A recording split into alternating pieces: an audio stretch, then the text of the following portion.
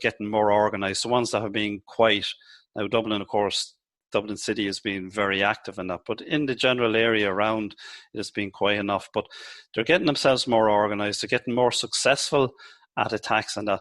And the whole War of Independence is not all about ambushes, all about killings. It's making the British government policies unworkable in Ireland. And this is where the IRA and Sinn Féin are more successful, with the Republican courts. I was about to say that. I've just been learning about the Dáil court, as it was known sometimes. Yeah, or the Republican courts. So these were courts that they set up themselves and that. So for the listener's perspective, this is like a kind of a parallel to the established court system within Ireland. There was these courts run by the Republican movement, and sometimes the judges would go from the established courts over to the Dáil courts. Yeah, and see that they're actually more fair than their own. And sometimes the Brehon Law was referenced. Yeah, and you see that, as you said earlier, in The Wind That Shakes the Barley. There's a scene in that about the Republican courts and how they work, and it does work. You also have a parallel police force as well. You have the Republican police who are implementing the law, because the RIC cannot go out. They can't go out and implement the law in certain areas and that. Yes. And then they're being ostracised from the beginnings of 1919, 1920. So nobody even takes any notice much of the police anymore. So we have our own police force then. We have a Republican police. We have a Republican courts. So it's making Ireland ungovernable for the British Crown. And this is where the big success is. It's not really on the military side of it, because militarily the IRA could never defeat the British Army. It's not possible, because they're just too well organised. But the fact that the Black and Tans and the auxiliaries are going around creating havoc around the country, it's bad press for the British as well. Okay, yeah. And the British are under pressure everywhere, because globally, globally, yes, in India and in all their other colonies, and that they're under pressure. The British Army is very it's not up to scratch in Ireland. You have a lot of conscripts coming into the British forces. And was there pressure put on the then government by the opposition over in Westminster to say, look, let's get the hell out of there? It is, and again, the camps are a big thing as well. The internment camps. We have about 5,000 people interned in camps throughout Ireland as well, and there's letters and that coming out, about conditions and that. So the opposition in England is going on about what's happening within the country itself, between the atrocities committed by the Black and Tans and the auxiliaries, jail conditions and all that. So everything, bad press for the British. It's not really a good time. Yeah. So it does lead to the truce in July 1921. Okay, now the treaty is there. I'm going to leave it there, and then we're going to I'm just going to ask you a little bit about one of Kildare's most famous sons, of course, John Devine. Now, I know he's aging at this period, but we had this whole period where De Valera went over to America and had a bit of a fallout, according to, I think that's a fact at this point. Can you just go into it? How important was Devine in the War of Independence, or if any importance? Well, he has funded the 1916 Rising.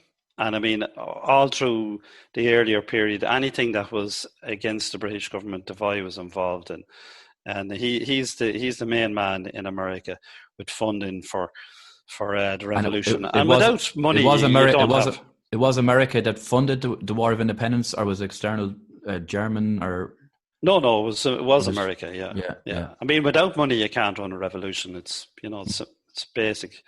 And this is where all their support, or monetary support, comes from America.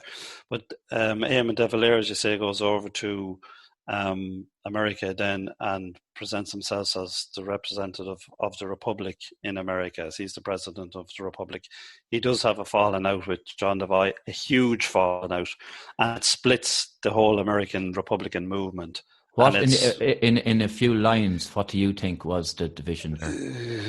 Personalities, maybe. Okay. I'd say personality clash was a big thing. Devine had been fighting for the Irish Republic, for 50 years, and he's not about to hand over the whole reins of power to De Valera. Was there a religion aspect to it, I wonder? I don't know. I've There's various. Across any.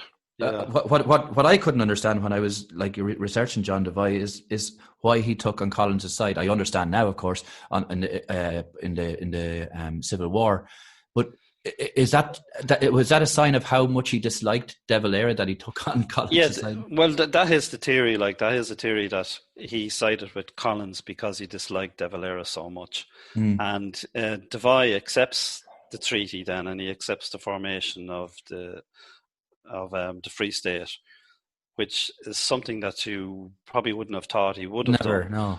But you know, I mean, at this stage, the man is getting old, and I mean, he's looking at his legacy, I suppose, as well. You know, that he feels he would have to support any measure of Irish freedom. Yeah, and you know, as Colin said, this was a stepping stone to full freedom, and I'm sure Devoy has just resigned himself to the fact that this is the best we can get at the moment. Yeah, and he's going to support it. And that's basically where we are now. We're at the from a historical perspective, 100 years ago. We've brought the conversation up to the treaty, and I'd love to have a conversation with you maybe when we're commemorating the war, the Civil War. And exactly, and how it separated people. A word you said, Owen, is commemorating. That's what we are. We are commemorating all these events that happened, regardless of your views or anything like that, or anybody's views. And that what we do is here we try to commemorate everything fairly within the county through the decade of commemorations. And we will be commemorating everything that happened in the Civil War, as we did in the First World War and the War of Independence, and we'll continue to do. And there's a lot ahead. There's a lot of things ahead that we will still have to look at and commemorate. It's fantastic because, of course, we've seen, especially during that 30 years of troubles in the north, there was always a possibility that these things would never be commemorated. It was stigma attached and stuff like that. So I think it's a fantastic thing. I think so. Yeah, I think we've finally grown up and that we're able to say, oh yes, my relative fought in the British Army. Oh yes, my relative was a member of the Irish Volunteers or whatever. Yes, and that's what it is. We're able to look back at history now. And see what it was like for people to live through these times, and how you have the decade of commemoration has a lot of stuff online as well, I believe. Yeah, we're putting a lot of stuff up online too as well, because that's the way it's going forward now. As things are now, we're not able to put on live events or anything like that. So most of our stuff now will be going online for the foreseeable future anyway. And listeners can access that through the Kildare County Council. Yeah, and it's fantastic like that. Yeah, that we have several websites there. We have a Facebook page, we have a Twitter page, we have the e-history page as well. So there's a lot happening, and it's a lot easier for people to access things now. And for younger people, this is the way. Absolutely, and I think from your perspective, from an organisation perspective, to hear people's stories that they might have heard from their grandparents and stuff like that is fantastic.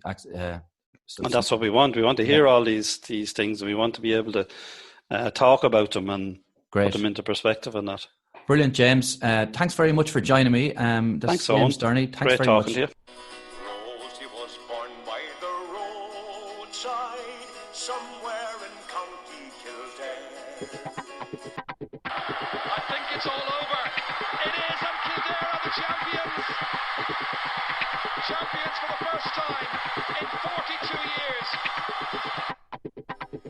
And it's the red I will repair to the Cora of Kildare. Kildare Speaks with Fia Rua.